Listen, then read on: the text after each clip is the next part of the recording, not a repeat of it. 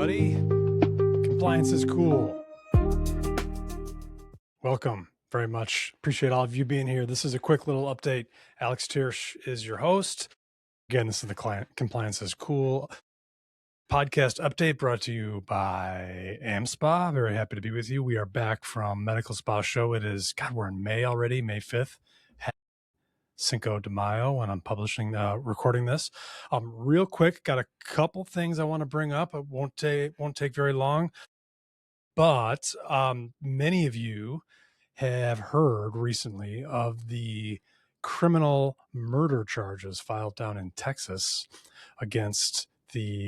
related to the Texas IV medical death that occurred a couple of years ago that has been top news in our industry for a while. I'm going to get to that in a second.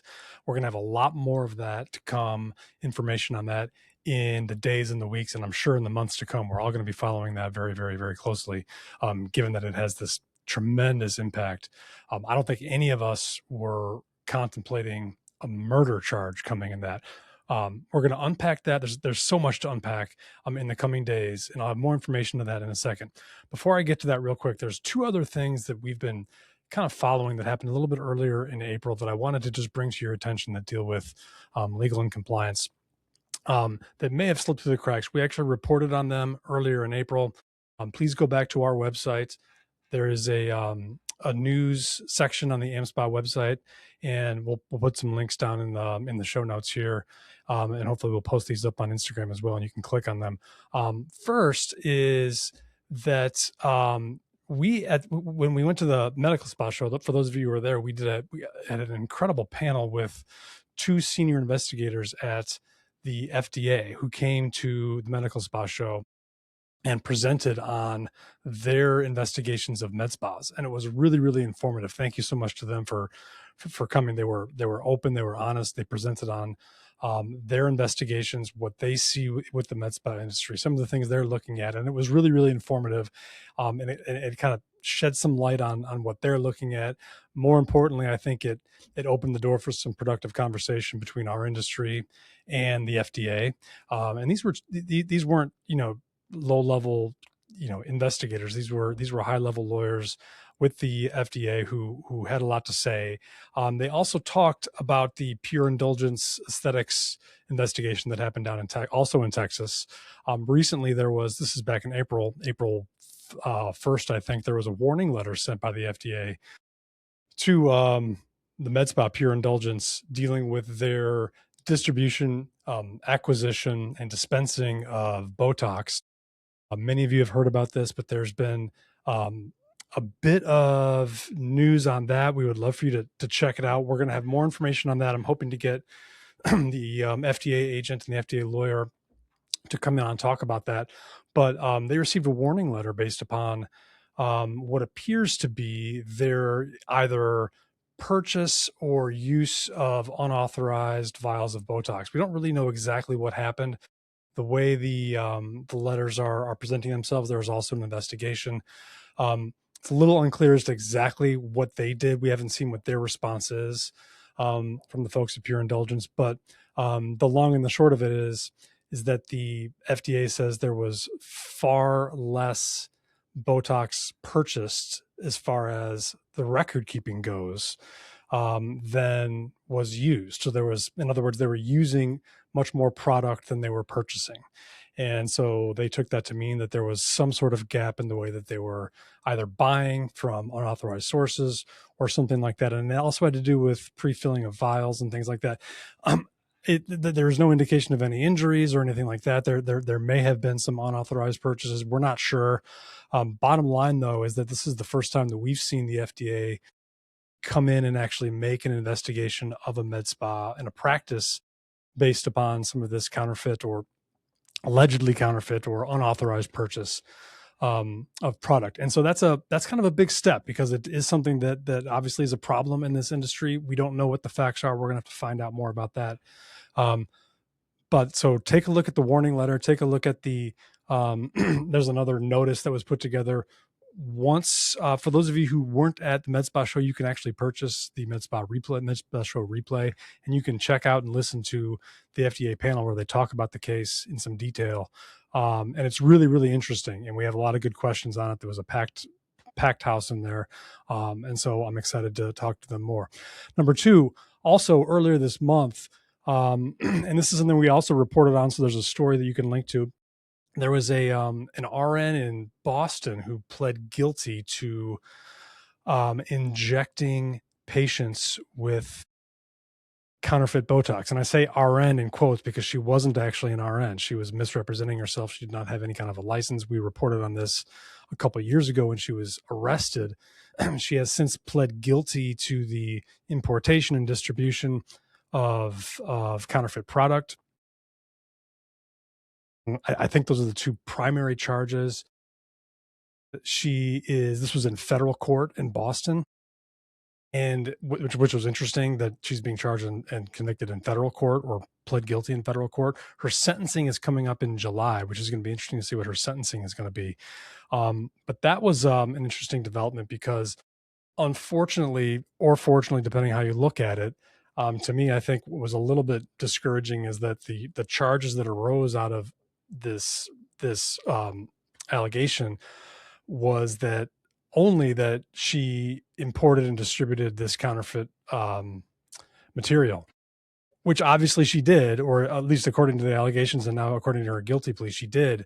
The problem I think that I see with it is that she did much more than that. She was misrepresenting herself as an RN when she had no medical training at all. She was injecting this stuff into people, which without a medical license, without any medical supervision, which is the unauthorized practice of medicine. It's a bunch of other things, potentially battery and other criminal cases.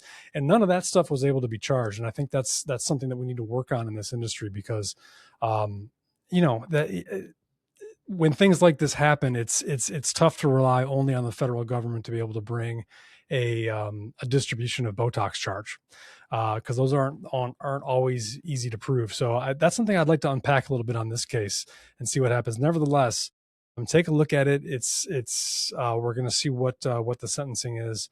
There'll be a link to the story. You can read the criminal charge. You can read the press release from the Department of Justice, which was released earlier last month, but we've got it on our website also. Big news though that we are going to be talking about in depth next week. I want to put this on your radar. Is the medical spa death in Texas. Unless you've been living on the moon, you know what happened a couple of years ago. A tragic story where a woman went into a med spa to get an IV. She was administered an IV from someone who did not have apparently proper training. The medical director was many miles away, and due to a confluence of events, an incorrect IV cocktail was administered, and she went into cardiac arrest, and she died. Terrible, terrible, tragic story. Obviously, something like this should never happen. And this kicked off not only a massive news cycle as it should, but also a flurry of legislation in Texas that we at AmSpa were involved in. Many of you were involved in, and really rattled the industry, and I think brought a lot of attention to the industry. Not all of it in a good way, nor should it, in light of what happened. But I also think that some of the allegations that were cast against the industry were a little bit unfair. Nevertheless, what happened since then was basically nothing. And we had all been kind of sitting back. I had many conversations with folks when I would be down in Dallas or talking at conferences where folks would say, that case happened. Yes, there was some legislation in Texas that passed. There's a new med spa bill. There's some things that tried to clean up the industry a little bit. Maybe it did some things around the edges, and we tried to make the industry safer as a whole. But really, nothing happened to the physician who was a medical director and wasn't really present at the med spa. He obviously, according to what we've learned, wasn't really doing much to oversee what was going on at the med spa. Was kind of allowing things to happen without any real checking in on who was doing the procedures or understanding what the protocols were or having any involvement at all and being able to deal with complications or things like happened. So we were wondering if anything would actually happen to this to anybody. The physician briefly had his license suspended. It had since, from what I had been told, been reinstated by the medical board, and it seemed and appeared by all accounts to be kind of maybe brushed under the rug a little bit until all of a sudden, here we go, last week, bam, out of nowhere, the state of Texas comes down with murder charges, both murder charges and manslaughter charges against both the physician and the owner of the med spa.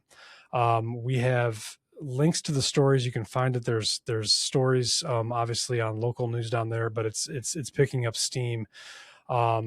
Very, very interesting to have any type of criminal charges coming out of medical treatment. It's not unheard of. And in this instance, I don't think many of us were surprised that there was some sort of criminal activity or a criminal charge coming out of this case in light of what happened. Certainly a manslaughter charge was something that I think, from my perspective, I had been thinking might happen.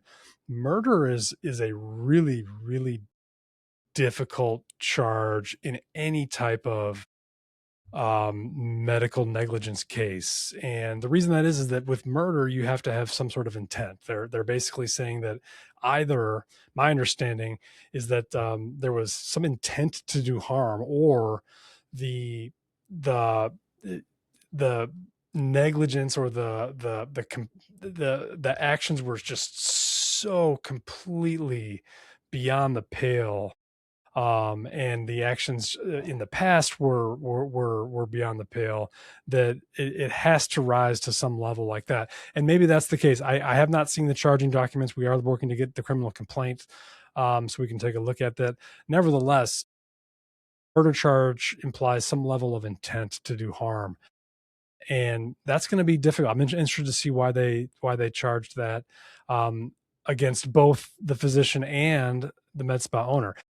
Obviously, for both of those people, that is a very, very serious charge, and they are obviously in a very, very precarious position right now.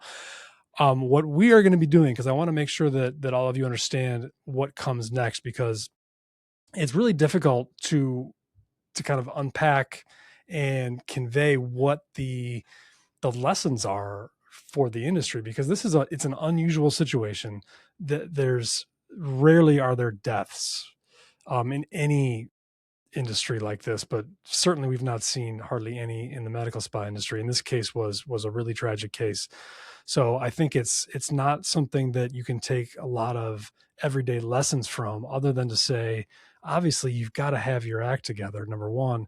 But what we can do is we can really unpack and look at what the charges are, what they did, what the state and the prosecutors are looking at.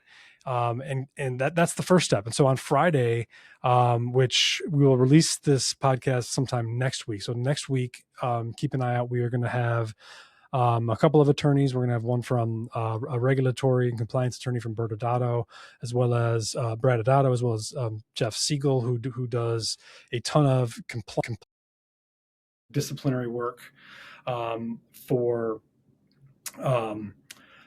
physicians. And then we're also working on getting a criminal defense attorney to come on and help describe what these charges are. But all three of those lawyers are going to be able to tell us a little bit about what goes into making a decision like this, what the chances are maybe of this type of charge actually resulting in a conviction, in a murder conviction, or is, part of me thinks that maybe this is a way for the state to make a statement, thinking that maybe they would be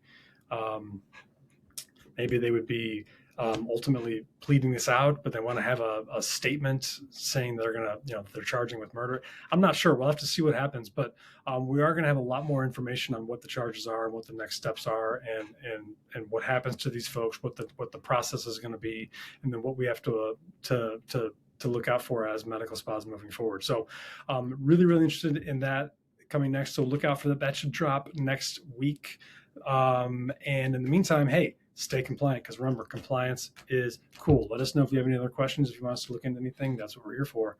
I appreciate it. Thanks so much. Talk to you soon.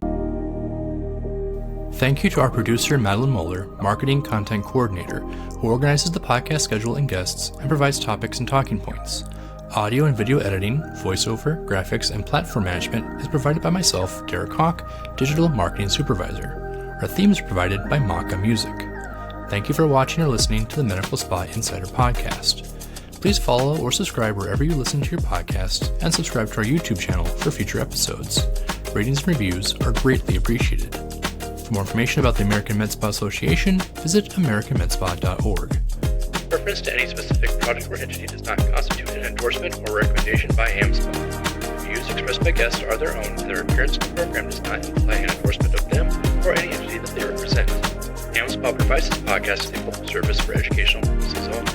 This podcast does not constitute legal advice, nor does it establish an attorney-client relationship. Please consult with an attorney on your legal issues. And as always, thank you for listening to the Medical Spa Insider. Remember, compliance is cool.